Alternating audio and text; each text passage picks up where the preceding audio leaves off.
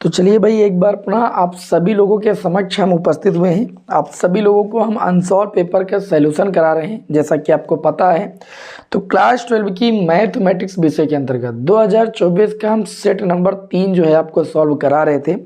और पिछली क्लास में मैंने आप लोगों को क्वेश्चन नंबर 5 तक के प्रश्नों को सॉल्व भी करा दिया है। आज हम क्वेश्चन नंबर 6 से लेकर के आगे के जितने भी प्रश्न हैं वो सारे प्रश्न इस क्लास में सॉल्व कराने वाले हैं। आपको पता है कि मैक्सिमम क्वेश्चन जो है इन्हीं प्रीवियस ईयर क्वेश्चन पेपर से ही देखने को मिलते हैं, तो इन्हें सॉल्व करना बहुत ज़रूरी है। तो चलिए अब हम आप लोगों को बहुत ही जल्दी क्लासेस प्रोवाइड करके किसी तरीके से अनसॉल्व पेपर पहले मैं पूरा सॉल्व करा देता हूं, ठीक है। फिर जो आपके चैप्टर वाइज महत्वपूर्ण प्रश्न हैं उनको भी प्रोवाइड कर देता हूं, क्योंकि काफ़ी सारे विद्यार्थी कमेंट कर रहे हैं कि सर क्लासेस थोड़ा जल्दी लीजिए। ओके, तो चलिए भाई, हम समय को लॉस बिल्कुल नहीं करेंगे और वही पुराना काम, वीडियो को जरूर लाइक कीजिएगा, चैनल बनाए हैं तो सब्सक्राइब जरूर कीजिएगा। चलिए क्वेश्चन नंबर 6 का पार्ट देखते हैं।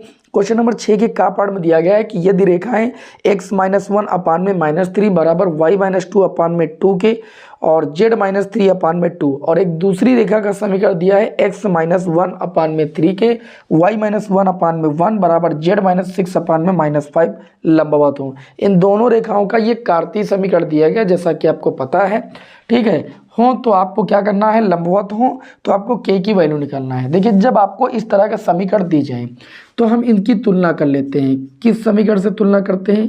इनकी तुलना हम कर लेते हैं x-x1/a1 y-y1/b1 और z-z1/c1 तथा दूसरी समीकरण को x-x2/a2 y-y2/b2 और z-z2/c2 इस चीज़ से हम तुलना करते थे, मतलब इन समीकरण से तुलना कर लेते हैं। तो भैया a1 की वैल्यू आपको कितनी मिलेगी? a1 के स्थान पर आपका -3 है और b1 की वैल्यू आपको मिल जाएगी 2 के, देखते रहिएगा। और c1 की वैल्यू आप यहाँ पर देखिए, यहाँ पर कितनी है? c1 की वैल्यू आपकी दी गई है 2, ये 2 है आपका, ठीक है। और अगर हम बात करें a2 की वैल्यू, तो a2 की वैल्यू यहाँ पर आप देख सकते हो 3 के आपको मिल जाएगी। और b2 की अगर बात करें तो b2 की वैल्यू आपको मिल जाएगी 1। और अगर हम c2 की बात करें तो c2 की वैल्यू आपको मिल जाएगी -5। अच्छा, लंबवत है, चूंकि रेखाएं क्या है, लंबवत है, तो लंबवत होने की जो स्थिति होती है, लंबवत होने की स्थिति जो होती है जब रेखाएं कार्तीय समीकरण दी जाती हैं, तो लंबवत होने की स्थिति में कंडीशन होती है भैया a1 a2 plus b1 b2 और plus c1 c2 equal to 0। ये कंडीशन होती है भाई। तो चलिए इस कंडीशन को हम लगा देते हैं। a1 की वैल्यू है भाई -3 और a2 की वैल्यू है 3 के प्लस b1 की अगर बात करें तो 2 के और b2 की वैल्यू आपकी 1 है तो गुणे में 1। अच्छा, c1 की बात करें तो 2 और c2 की बात करें तो -5 बराबर कितना हो जाएगा? 0। समझ में आ रही? अब यहाँ पर चलिए गुणा करते हैं भाई, बहुत सरलता से आपको देखना। 3 त्रिक कितना हो जाएगा? -9 के और यहाँ पर 2 बन जाए, ये आपका हो जाएगा 2 के और यहाँ पर आपका 5 दूनी माइनस का हो जाएगा 10 बराबर कितना? 0। 9 से आप 2 घटाएंगे -7 के बचेगा और इस -10 को उधर ले जाएंगे +10 हो जाएगा, के बराबर -10/7 आ जाएगा। कितना आ जाएगा? -10/7। किसी विद्यार्थी को भाई कोई दिक्कत नहीं। हमें उम्मीद है कि आप लोगों को ये पहला प्रश्न आज की इस क्लास का बिल्कुल अच्छे समझ में आ गया होगा और 5 नंबर का क्वेश्चन है। अब अगला हम खा पार्ट को देखते हैं। हम समय को बिल्कुल लॉस नहीं करते हैं, जैसा कि आप सभी को पता है। हम क्वेश्चन पर क्वेश्चन लेते रहते हैं, जिससे कम समय में आप सभी लोगों को हम ज़्यादा से ज़्यादा प्रश्नों को बता सकें।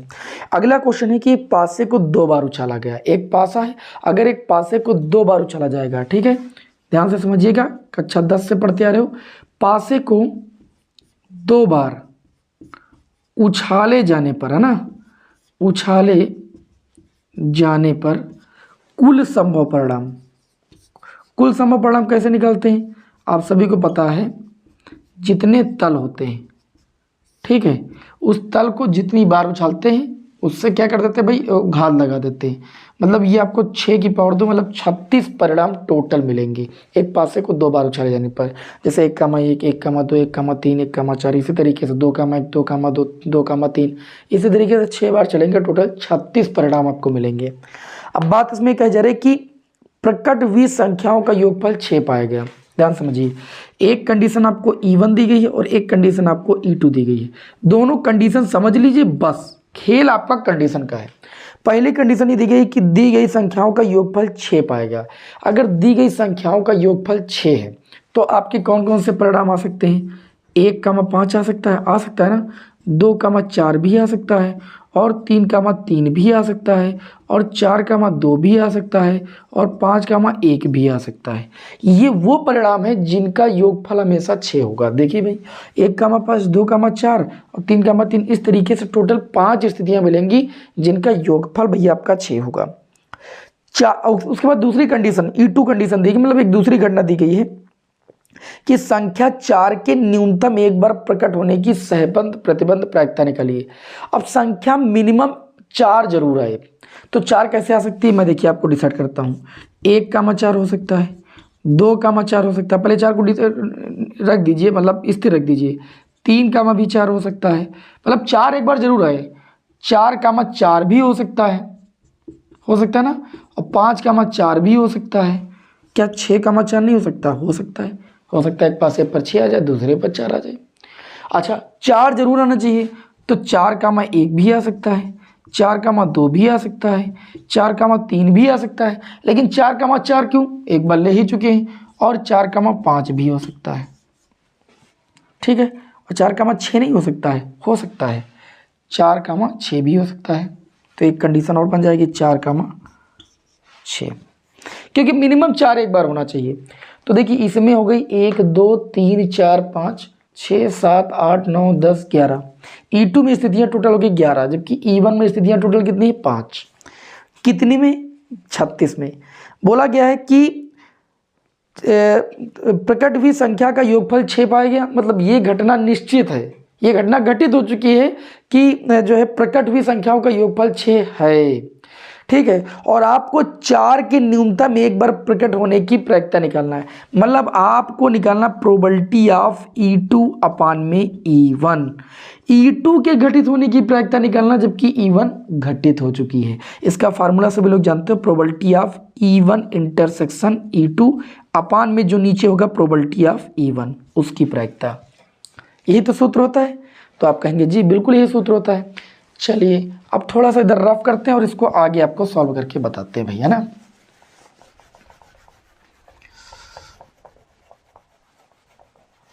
तो जो अगली बात इसमें कही जा रही है, इसको ध्यान से सब थोड़ा समझिएगा। मिट जाओ दादा। चलिए भाई, अब यहाँ पर हमको पहले चाहिए E1 इंटरसेक्शन E2, ये वैल्यू निकालने के लिए तुम पहले E1 इंटरसेक्शन E2 निकालेंगे। E1 E2 में इंटरसेक्शन का मतलब जो चीज़ें मिल रही हैं, तो 1,5 मिलेगा नहीं, केवल 2,4 और 4,2 ही मिलेगा। ये मिलेगा 2,4 और 4,2। तो जब हम probability of E1 intersection E2 निकालेंगे, किसी भी घटना के घटित होने की प्रायिकता जो होती है अनुकूल परिणाम 2 कितने में? 36 में। ओके, और प्रोबेबिलिटी ऑफ अगर E1 निकालेंगे हम, प्रोबेबिलिटी ऑफ E1 कितने टोटल परिणाम थे? 5, कितने में? 36 में। तो 5/36 इसकी प्रायिकता है। तो आपको प्रोबेबिलिटी इस बात की निकालनी थी, प्रोबेबिलिटी ऑफ E2 अपान में E1। तो देखिए ये आपका सूत्र लगाएंगे, इसकी प्रोबेबिलिटी हमने निकाल ली 2/36। प्रोबेबिलिटी ऑफ E1 की अगर बात करो तो 5/36, ये 36 से 36 चला जाएगा और प्रायिकता आ जाएगी 2/5। ये आपके इस क्वेश्चन का आंसर हो जाएगा। हमें उम्मीद है कि सभी विद्यार्थियों को प्रश्न अच्छी तरीके से समझ में आ रहा होगा। चलिए भाई शेयर कर दीजिए ज़्यादा से ज़्यादा दोस्तों में, और बढ़ते हैं अगले क्वेश्चन की ओर। देखिए जो अगला क्वेश्चन है, धैर्य के साथ गणित को पढ़िए। अगला जो क्वेश्चन है वो गा पार्ट ये कह जा रहा है कि विरोधों 3x + 4y ≤ 60, मतलब यहाँ पर ये जो क्वेश्चन है आपका वह रैखिक प्रोग्रामर की समस्या है। और आगे के मैं आपको 2 सेट 2024 में मैंने सॉल्व कराए, उसमें मैंने हर एक सेट में इस क्वेश्चन को सॉल्व कराया। सबसे पहले असमीकरणों को हम समीकरणों में बना लेते हैं, और समीकरणों में बनाने के बाद उसके बाद पॉइंट ज्ञात कर लेते हैं, और पॉइंट ज्ञात कर लेने के बाद हम क्या करते हैं 0,0 पर मूल बिंदु पर चेक करते हैं कि एरिया घिरेगा, मूल बिंदु शामिल है उसके क्षेत्र में या नहीं शामिल है। फिर इस तरीके से हम कोणीय बिंदु ज्ञात कर लेते हैं और उन कोणीय बिंदुओं पर अधिकतमीकरण और न्यूनतमीकरण ज्ञात कर लेते हैं, मतलब अधिकतम मान और न्यूनतम मान ज्ञात कर लेते हैं। ये बहुत आसान क्वेश्चन और कई बार बता चुका हूँ भैया, बार बार बताने की कोई जरूरत नहीं। अब आगे हम घ पार्ट को देखेंगे। ठीक, हमने पहले बता दिया जो क्वेश्चन रिपीटेड हैं उनको यहाँ पर हम नहीं बताएंगे, क्योंकि हम आप लोगों को टोटल 7 सेट हल कराएंगे, तो अगर रिपीटेड प्रश्न बताते रहेंगे तो फिर बहुत समय लग जाएगा। ठीक है, तो रिपीटेड प्रश्न आप पीछे की क्लासों को देख सकते हो। ठीक है, और मैंने आप लोगों को जो है 2023 के भी पूरे सेट हल कराए हैं, उसकी भी प्लेलिस्ट आप देख सकते हो, वहाँ पर भी क्वेश्चन कई बार कराए हैं। लेकिन 2023 से हम ज़्यादा नहीं ले रहे, 2024 में मैंने जो सॉल्व कराए उनको मैं यहाँ नहीं बता रहा हूँ, बाकी 2023 में तो सब कराए हैं। आगे बढ़ते हैं, जो अगला क्वेश्चन है घ पार्ट। घ पार्ट में ये दिया गया है कि वेक्टर ए बराबर, ध्यान से समझिएगा, वेक्टर ए बराबर A1 आई कैप, ठीक है, और A2 जे कैप, और दिया गया है आपको A3 के कैप। उसके बाद वेक्टर बी बराबर आपको दिया गया है B1 आई कैप, ठीक, प्लस B2 जे कैप प्लस B3 के कैप, और आपको दिया गया है वेक्टर सी बराबर, क्या दिया गया है, C1 आई कैप प्लस C2 जे कैप प्लस C3 के कैप। इस तरीके से आपको 3 समीकरणें दी गई हैं। आपसे बोला जा रहा है तो दर्शाइए, क्या दर्शाना है, आपको दर्शाना है कि vector A cross vector B plus vector C बराबर आपको दर्शाना है vector A cross vector B और plus vector A cross vector C. ये चीज आपको दर्शानी है। ओके, ये चीज आपको दर्शानी है। ये क्वेश्चन अगर आप सावधानी के साथ करेंगे तो आसानी से सॉल्व हो जाएगा, और अगर जल्दबाजी में करेंगे तो ये कैलकुलेटिव हो जाएगा, फिर ये सॉल्व नहीं हो पाएगा। देखिए, क्वेश्चनों को सॉल्व करने में बहुत ही धैर्य की आवश्यकता होती है। ओके, बाकी क्वेश्चन ज़्यादा हार्ड नहीं होते, समझ रहे हो कि नहीं, सभी विद्यार्थियों को ध्यान में रख के पेपर बनाया जाता है। अब यहाँ पर देखिएगा, हम सबसे पहले लेफ्ट हैंड साइड ले लेंगे। लेफ्ट हैंड साइड में हमारा vector B plus vector C का क्रॉस प्रोडक्ट कराना है वेक्टर ए से। तो सबसे पहले हम vector B plus vector C की वैल्यू निकालेंगे। बी और सी को जब जोड़ेंगे तो ये हो जाएगा B1 और प्लस C1, और ये हो जाएगा आई कैप कॉमन ही मिलेगा। इसी तरीके से हो जाएगा B2 और प्लस का C2, और ये हो जाएगा जे कैप, और इसी तरीके से हो जाएगा B3 प्लस C3, है ना, और ये हो जाएगा के कैप। ओके, अब हम लेफ्ट हैंड साइड जब लेंगे तो हमारा दिया है vector A cross vector B plus vector C. A cross A के यहाँ पर आप देख सकते हो, और B1 में आई का गुणांक, जे का गुणांक, के का गुणांक यहाँ पर दे सकते हो। तो हम जब ए क्रॉस बी निकालते हैं तो यहाँ लिखते हैं आई कैप, उसके बाद यहाँ क्या लिखते हैं, जे कैप, फिर यहाँ क्या लिखते हैं, के कैप। पता ना सभी को। अब यहाँ पर ध्यान से देखिएगा, बहुत ध्यान से, हम ए का इसके साथ क्रॉस प्रोडक्ट कर रहे हैं, तो ए में आई का गुणांक कितना है, A1, और जे का गुणांक कितना है, A2, और के का गुणांक कितना है भाई, A3 है। वेक्टर बी प्लस सी से क्रॉस प्रोडक्ट कर रहे हैं, वेक्टर बी प्लस सी में I1 का गुणांक कितना है, B1 प्लस का C1, और इसका कितना है, B2 प्लस का C2, और इसका कितना है, B3 प्लस का C3। इसको आप अगर चाहें तो अलग अलग लिख सकते हैं, ऐसे आई कैप, जे कैप, के कैप, प्लस इसको ऐसे लिख सकते हैं आई कैप प्लस जे कैप और के कैप। देखिए यहाँ पर अगर आप ध्यान से देखें तो बीच में लगा प्लस, इसको अलग अलग करके ऐसे लिख सकते हैं A1, A2, A3, और ये हो जाएगा B1, और ये हो जाएगा B2, और ये हो जाएगा B3, और यहाँ पर क्या हो जाएगा A1, A2, A3। अब B1 इसमें था तो इधर आ जाएगा C1, C2, C3। ये लेफ्ट हैंड साइड को सॉल्व करने पर आया। अब राइट हैंड साइड को देखेंगे, बहुत ध्यान से देखो, राइट हैंड साइड। तो राइट हैंड साइड में आपको सिद्ध करना है वेक्टर ए का cross product B plus vector A का क्रॉस प्रोडक्ट सी। जब ए का आप बी के साथ क्रॉस प्रोडक्ट कराएंगे तो यहाँ हो जाएगा आई कैप, जे कैप और के कैप। ध्यान से समझिएगा, तो ए का बी के साथ करा रहे हैं तो ए का गुणांक है A1, A2, A3, और बी का गुणांक है B1, B2 और B3, प्लस इसी तरीके से ए का सी के साथ कराना है तो ये आपका हो जाएगा आई कैप, जे कैप, के कैप, A1, A2, A3, और सी के साथ करा रहे हैं तो C1, C2, C3। अगर आप ध्यान से देखो तो लेफ्ट हैंड साइड में वही वैल्यू आई है जो राइट हैंड साइड में आई है, इस तरीके से कह सकते हो। इसलिए लेफ्ट हैंड साइड बराबर राइट हैंड साइड। और यही चीज़ इस क्वेश्चन में प्रूफ करनी थी, कोई भी तगड़ा दिमाग नहीं लगाना था। बताइए भाई, स्क्रीनशॉट लेना है ले सकते हैं। और अब हम बढ़ेंगे इस क्लास के अगले क्वेश्चन की ओर, है ना, क्योंकि हमको समय से अगला क्वेश्चन भी लेना है और आपको अच्छे से सॉल्व कराना है। समझ में आ जाना चाहिए बस क्वेश्चन कैसे सॉल्व करना है, ठीक है। बहुत ही धैर्य के साथ आप देखते रहिए कि क्वेश्चन को, ये सब प्रीवियस ईयर में पेपर में पूछे गए हैं, मतलब इस ईयर भी पूछे जाने की प्रबल संभावना है। अब इस ईयर कहीं आउट ऑफ सिलेबस तो पेपर बनाएंगे नहीं, बनाएंगे तो यहीं से। और मैथ का पेपर तो हर साल लगभग फंस जाता है, ठीक है। तो मैथ के पेपर में तो कोई टेंशन ही नहीं। आगे बढ़ते हैं भाई। अगला जो क्वेश्चन दिया है इसमें कहा जा रहा है कि सिद्ध कीजिए भाई। अब देखिए ये जो क्वेश्चन आ गया है बहुत ही प्यारा क्वेश्चन है। मैंने आपको बताया अवकल समीकरण में 2-3 टाइप के प्रश्न सॉल्व कर लीजिए बस। अवकल समीकरण में आपको क्या क्या सॉल्व करना है? अवकल समीकरण में मात्र और मात्र आप सभी लोगों को क्या करना है? समघात अवकल समीकरण और अवकल समीकरण का व्यापक हल, साथ ही में जो रैखिक अवकल समीकरण का हल है वो आप देख लो 2 टाइप बस, उसके अतिरिक्त तो कोई आता ही नहीं 5 नंबर में। अब यहाँ पर ये समघात अवकल समीकरण है, dy/dx बराबर ये आपको दिया गया है x² + y² अपान में 2xy। देखिए समघात कैसे चेक करेंगे कि ये समघात फलन है कि नहीं है? तो x के स्थान पर लैम्डा x रख दो, y के स्थान पर लैम्डा y रख दो।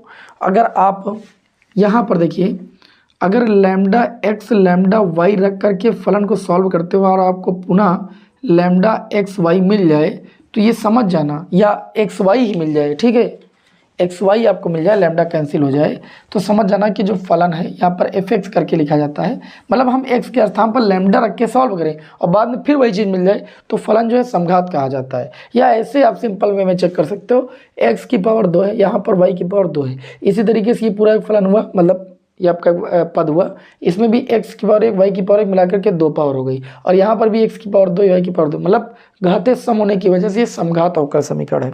और जब समघात अवकल समीकरण यहाँ पर लिखोगे, चूंकि यह एक समघात फलन है, क्या है भाई? समघात फलन है। और जब ये समघात फलन है तो हम क्या लग करके सॉल्व करते हैं? तो हम सभी लोग y बराबर हम मानते हैं, माना y बराबर vx मानने के पश्चात इसका अवकलन करते हैं तो ये आपका हो जाएगा dy/dx, और इसमें फर्स्ट इंटू सेकंड लगाते हैं, v छूटेगा, x का x के रिस्पेक्ट में अवकलन 1 प्लस x छूटेगा, v का अवकलन करेंगे तो ये dv कितना हो जाएगा dx। तो यहाँ से हमको dy/dx की वैल्यू मिलेगी v प्लस का x dv/dx। आपको समझ में आई? अब हम करेंगे क्या, ये वैल्यू उठा करके यहाँ पर रखेंगे तो ये आपको मिल जाएगा, देखिए dy/dx के स्थान पर v प्लस x dv/dx बराबर ऊपर कितना है x² और y बराबर हमने माना है vx, तो यहाँ पर रखेंगे vx तो v² x² अपान में ये हो जाएगा 2x y के स्थान पर vx, ये हो जाएगा v प्लस x dv/dx बराबर ऊपर से x² कॉमन ले लेंगे, 1 प्लस v² बचेगा और नीचे हो जाएगा 2x² इंटू में v, x² से x² कैंसिल, ये हो जाएगा x dv/dx बराबर 1 प्लस v² अपान में 2v, और इस v को उधर ले जाएंगे माइनस का v हो जाएगा। बस क्वेश्चन आसान, अब बाकी कुछ नहीं रह गया। ये हो जाएगा x dv/dx बराबर, देखिए इसको सॉल्व करेंगे तो ये हो जाएगा 1 प्लस v² और 2v का गुणा इधर से करेंगे तो ये माइनस का 2v² बटे में कितना हो जाएगा 2v हो जाएगा। ये आपका हो जाएगा x dv/dx इक्वल टू 1, देखिए यहाँ कितना बचेगा माइनस का v² अपान में 2v। अब v वाले एक तरफ कर लोगे तो ये हो जाएगा 2v अपान में 1 माइनस v² dv बराबर ये आपका हो जाएगा dx/x। जब x वाले एक तरफ v वाले एक तरफ कर देते हैं तो दोनों पक्षों का कर देते हैं समाकलन। इसका समाकलन करोगे भैया, देखिए 1 माइनस v² को आप t मानोगे तो माइनस का 2v dv बराबर dt आ जाएगा। मतलब इसका समाकलन करने पर माइनस का log 1 माइनस v² आ जाएगा, और इसका आ जाएगा log x और प्लस अचर पद हो जाएगा log c।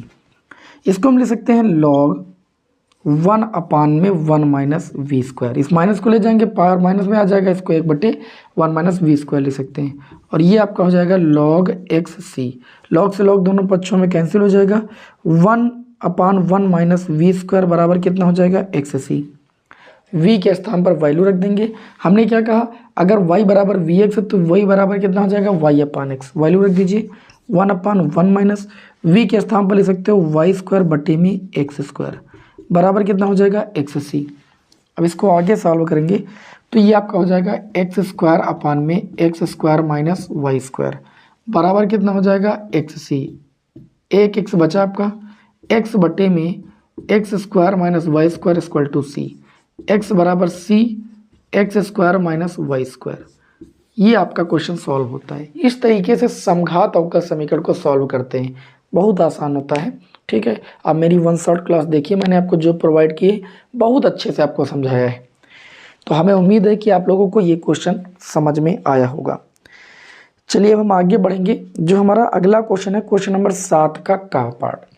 ध्यान से देखिए, 7 का और खा ये आव्यूह के प्रश्न हैं और इनको हजारों बार सॉल्व कराया गया है। हर एक सेट में रैखिक समीकरण निकाय का क्वेश्चन आता ही आता है। ठीक है, आव्यूह का मैं बता चुका हूँ। ए एक्स बराबर बी सूत्र लगाते हैं, एक्स बराबर ए इनवर्स बी आ जाता है, ए इनवर्स निकाल लेते हैं, बी से मल्टीप्लाई करने के बाद एक्स वाई जेड की वैल्यू आ जाती है। और एक्स वाई जेड की वैल्यू किसी भी समीकरण में आप रखोगे भैया तो आंसर भी चेक हो जाएगा। ओके, कि आपका आंसर सही है गलत है। और दूसरा क्वेश्चन है आपका, यदि एक आव्यूह ए बराबर दिया गया है तो ए इंटू एडजॉइंट ए बराबर ए मॉड एक्स इंटू में आई जहाँ पर आइडेंटिटी मैट्रिक्स है और ए इनवर्स भी ज्ञात करना है। तो आव्यूह ए का इनवर्स ज्ञात करना आप सभी को पता ही है।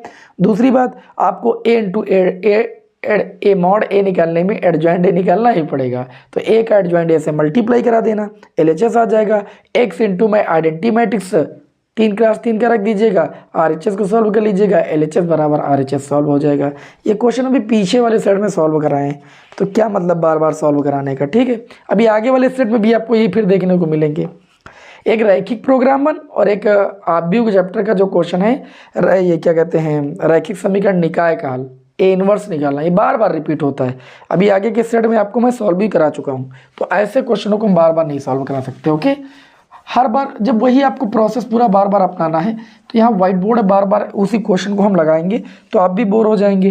और वैसे भी आपको पता है कि ये क्वेश्चन जब हम लगाते हैं तो आधे विद्यार्थी वैसे भी बार बार बोर हो जाते हैं, क्योंकि जानते हैं कि इसको सॉल्व करना बहुत आसान है।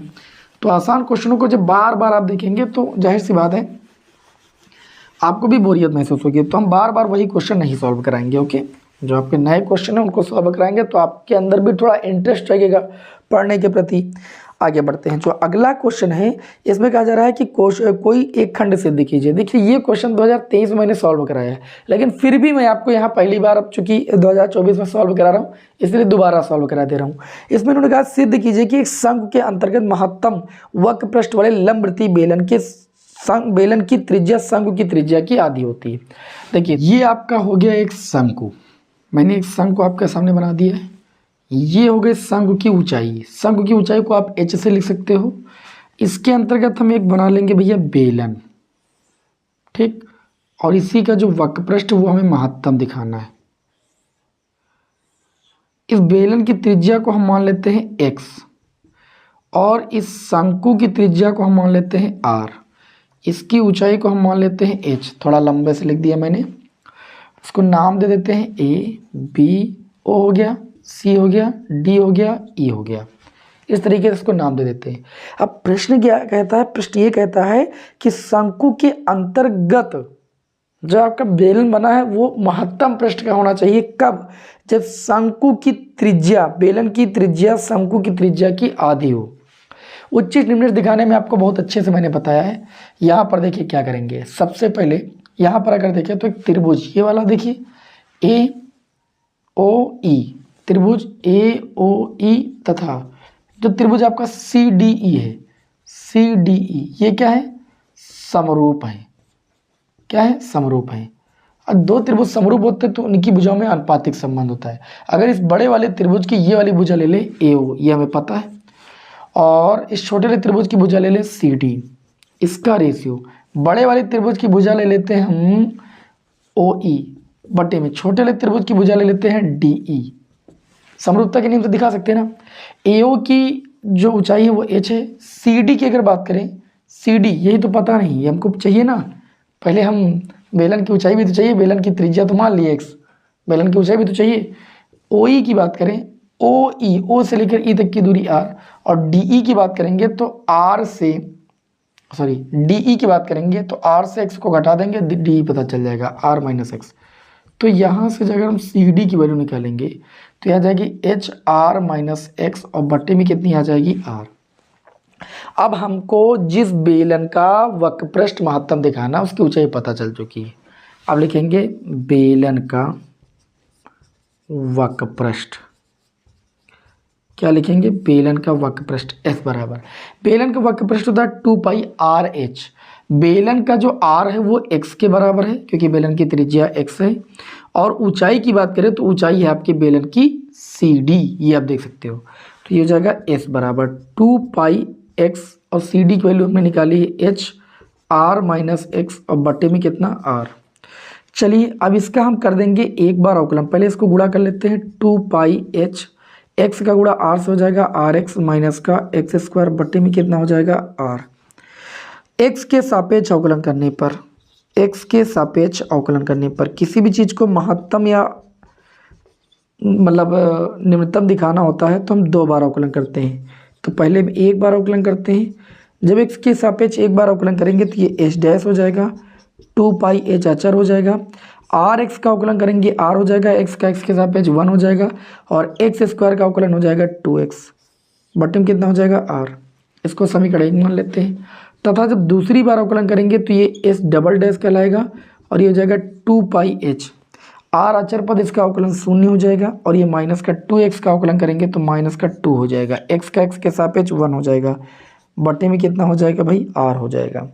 ओके, अब हम क्या करते हैं, उच्चिष्ट व निम्निष्ठ मान के लिए, उच्चिष्ट या निम्निष्ठ के लिए, उच्चिष्ट व निम्निष्ठ के लिए हम एक बार अवकलन करते हैं, यानी एच डैश को हम 0 के बराबर दिखाएंगे। तो एच डैश में है आपका 2 पाई एच, और बट्टे में आर, ब्रैकेट में आर माइनस 2x। जब इसको 0 के बराबर दिखाएंगे ये पोर्शन उधर जाएगा, 0 हो जाएगा, ये r माइनस 2x बराबर 0, x बराबर कितना आ जाएगा r/2 आ जाएगा। अब x बराबर r/2 पर जो द्वितीय बार अवकलन किए हैं उसमें वैल्यू रखते हैं, और वैल्यू अगर ऋणात्मक मिलती है तो भैया उच्चतम होगा, और धनात्मक मिलती है तो निम्नतम होगा।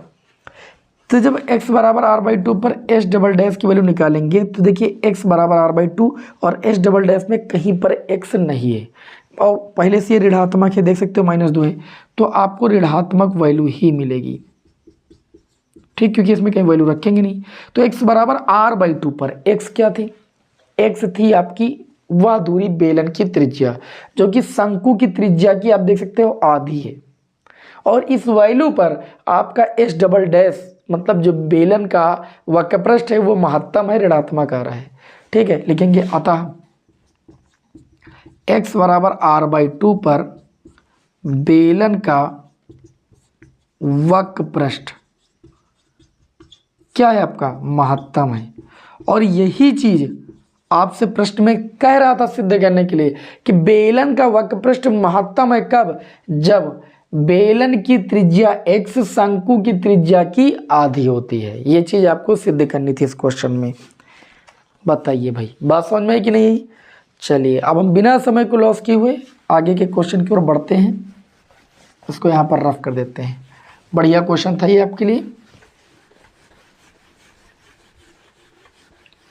अगला जो क्वेश्चन है ध्यान से देखिएगा, अगला क्वेश्चन 8वें का खा पार्ट। अभी इसके पहले मैंने सेट नंबर 2 सॉल्व कराया, और सेट नंबर 2 में 8वें के खा पार्ट का जो दूसरा भाग था वो सेम क्वेश्चन मैंने अभी आपको सॉल्व कराया, देख सकते हैं। इसको नहीं सॉल्व कराएंगे, अभी सॉल्व करा के हैं। क्वेश्चन नंबर 9 का का पार्ट। अब क्वेश्चन नंबर 9 का का पार्ट देख लेते हैं। इसमें दिया गया है कि समाकलन of x square plus x plus 1 अपान में एक्स प्लस 2, और ये दिया गया है एक्स स्क्वायर प्लस 1। इसका विथ रिस्पेक्ट टू एक समाकलन करना है, आई बराबर भी मान सकते हो, और इसे आंशिक भिन्नों द्वारा ही सॉल्व किया जा सकता है।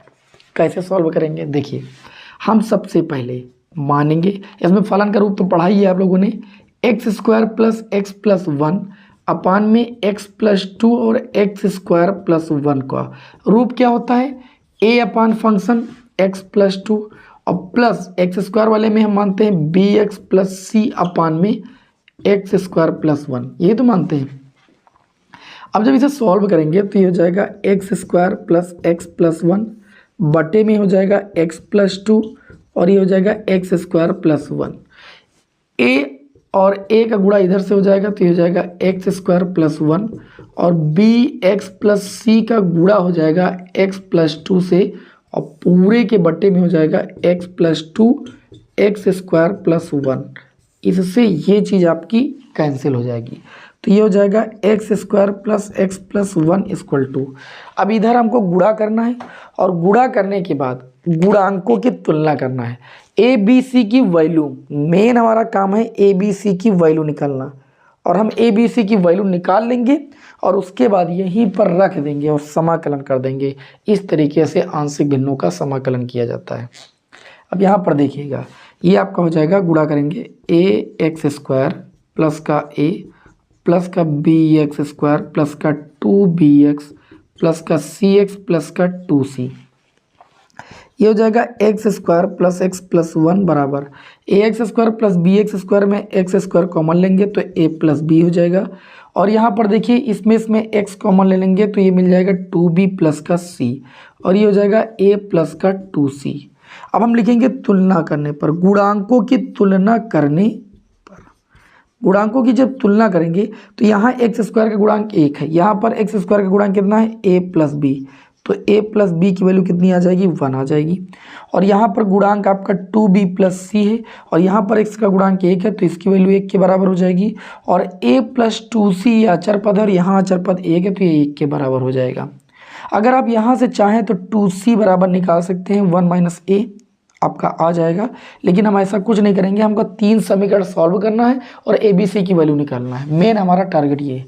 तो हम सबसे पहले क्या करेंगे, सबसे पहले a + b वाली समीकरण को लिखेंगे, ये बराबर 1 दी गई है, और फिर इस समीकरण को लिखेंगे a + 2c बराबर 1 और दोनों समीकरणों को घटा देंगे तो ये b - 2c हो जाएगा और 1 से 1 जाएगा 0, तो 2c बराबर b आ जाएगा, c बराबर ये आपका b/2 आ जाएगा।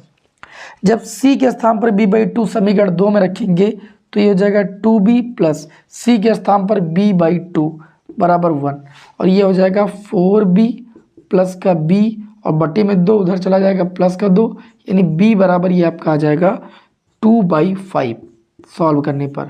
और b की वैल्यू यहाँ रखोगे तो जो c की वैल्यू आपको मिल जाएगी 2/5 रखने पर 1/5 रख के देखोगे 2/5, 2 से 2 कैंसिल, तो a की वैल्यू कितनी मिलेगी, a की वैल्यू भी निकाल लेते हैं। देखिए a + b बराबर 1 है तो ये हो जाएगा a और प्लस b की वैल्यू 2/5 उधर ले जाएंगे, 1 - 2/5, 5 × 1 5 से 2 जाएगा, ये कितना आ जाएगा 3/5, मतलब जो a की वैल्यू आ जाएगी वह 3/5 आ जाएगी। तो सबसे पहले ए बी सी की वैल्यू निकालना है, समझ पाए मेरी बात को। जब ए बी सी की वैल्यू आ जाएगी, इसे रब कर देंगे, यहीं पर सॉल्व कर देंगे भाई थोड़ा सा। देखिए भाई ए बी सी की वैल्यू आ जाएगी, ए बी सी की वैल्यू आने के पश्चात आप लोगों को क्या करना है, यहीं पर वैल्यू रख देना है। देखो ए की वैल्यू कितनी है 3/5, इसको वैल्यू रख दिया और समाकलन कर देना 1/x+2 का dx plus bx plus c है, b की वैल्यू रखोगे 2/5 और ये हो जाएगा x अपान में x² + 1 dx, इसका अलग, प्लस c बटे यही हो जाएगा, c की वैल्यू कितनी है 1/5 और ये समाकलन हो जाएगा 1/x² + 1 dx। अब देखिए इसका जब समाकलन करोगे 3/5 तो इसका समाकलन आ जाएगा log x + 2, ये हो जाएगा 2/5 और x² + 1 बराबर t मानोगे 2x dx बराबर dt, समझ पा रहे हो कि नहीं, x dx बराबर dt/2, तो इसमें 1/2 बाहर निकाल लो और ये हो जाएगा log x² + 1, इसका समाकलन कितना हो जाएगा 1/5 और ये tan 1x का सूत्र है तो ये हो जाएगा tan 1x + c। बात कुछ पल्ले पड़ी हमारी, ठीक है। वैल्यू रखना है और समाकलन जैसे आप करते हो ना बेसिक वाला, वैसे आपको समाकलन कर देना है बस, ओके। ये 2 से 2 काट भी सकते हो, बाकी जो बचा ये आपके इस क्वेश्चन का आंसर। बात कुछ पल्ले पड़ी। अब देखिए अगला जो क्वेश्चन है, क्वेश्चन नंबर 9 का खा पार्ट। खा में 2 क्वेश्चन दिए गए, और जो पहला क्वेश्चन है अभी सेट नंबर 2 के 5वें के का पार्ट में सॉल्व करा दिया है, तो इसको नहीं सॉल्व कराएंगे। समाकलन के अनुप्रयोग का क्वेश्चन बहुत आसान था, ठीक है। एग्जाम्पल का एनसीईआरटी बुक का है, हर बार आता है। अगला देखिए क्वेश्चन नंबर 9 का खा का जो दूसरा पार्ट है, ये मैं आपको सॉल्व करा देता हूँ, ठीक है। और इस तरीके से ये पेपर पूरा सॉल्व हो जाएगा। ओके, चलिए भाई, तो जो क्वेश्चन भैया बार बार मैं सॉल्व करा रहा हूँ उनको आप लोग रिवाइज कर लीजिए अपने हिसाब से। ओके, तो खा का जो सेकंड पार्ट है इसको देख लेते हैं। इसमें दिया है e की पावर y और दिया गया है 1 + x = आपको दिया गया है 1। तो आपको क्या चीज़ दिखानी है? आपको दिखाना है d2y अपान में dx² बराबर dy/dx का होल स्क्वायर। ये चीज़ आपको भैया सिद्ध करनी है। ये चीज़ दिखाने का मतलब क्या? सिद्ध करनी है। और जो चीज़ सिद्ध करनी है अगर वो चीज़ पहले से दिख जाती है तो हम लोगों के लिए थोड़ा सा क्वेश्चन आसान हो जाता है। अब देखिए इसमें d2y/dx² आने का मतलब हमें 2 बार अवकलन करना है, लेकिन इसका अवकलन भी हिसाब से करना है। इसको 1 + x बराबर ले सकते हो e की पावर -y। e की पावर y जो है बटे में जाएगा 1 बटे के, और इसको ऊपर ले जाएंगे e की पावर -y। अब x के सापेक्ष इसका कर देंगे अवकलन, x के सापेक्ष अवकलन। और जब x के सापेक्ष अवकलन करेंगे तो 1 का अवकलन 0, x का x के सापेक्ष अवकलन 1 हो जाएगा। और e की पावर -y का -e की पावर -y, y का अगेन करेंगे dy/dx। अब dy/dx की वैल्यू यहाँ से निकालेंगे तो ये 1 अपान e की पावर -y, और इधर माइनस रहने देंगे, कोई दिक्कत वाली बात नहीं। इसको e की पावर y दोबारा लिख सकते हैं क्योंकि e की पावर -y ऊपर जाएगा e की पावर y। और फिर जब अगेन अवकलन करेंगे तो इसका अवकलन हो जाएगा d2y/dx² -y से रहेगा। e की पावर y का अवकलन e की पावर y का अगेन करेंगे dy/dx। अब समीकरण देखिए, इसको समीकरण हम मान लेंगे कौन सी भाई? इसको इसी को समीकरण 1 मान लेंगे। समीकरण 1 से ये हो जाएगा d2y/dx² बराबर e की पावर y के स्थान पर हम लिख सकते हैं माइनस का dy/dx, इंटू में आपका d/dx एक है ही, माइनस माइनस दोनों पक्षों में कैंसिल, और ये आपका आ गया d2y/dx² बराबर dy/dx का होल स्क्वायर। प्रश्न में आपको यही चीज़ सिद्ध करनी थी, और हमें उम्मीद है कि क्वेश्चन आप सभी को बहुत ही अच्छा लगा होगा, प्यारा क्वेश्चन था। तो इस तरीके से 2024 का मैंने सेट नंबर 3 भी आपको सॉल्व करा दिया। नेक्स्ट क्लास में आप लोगों को हम सेट नंबर 4 जो है सॉल्व कराएंगे। तो आप सभी लोग रेडी रहिएगा, कल की क्लास में आपको मिलते हैं। जय हिंद, वंदे मातरम।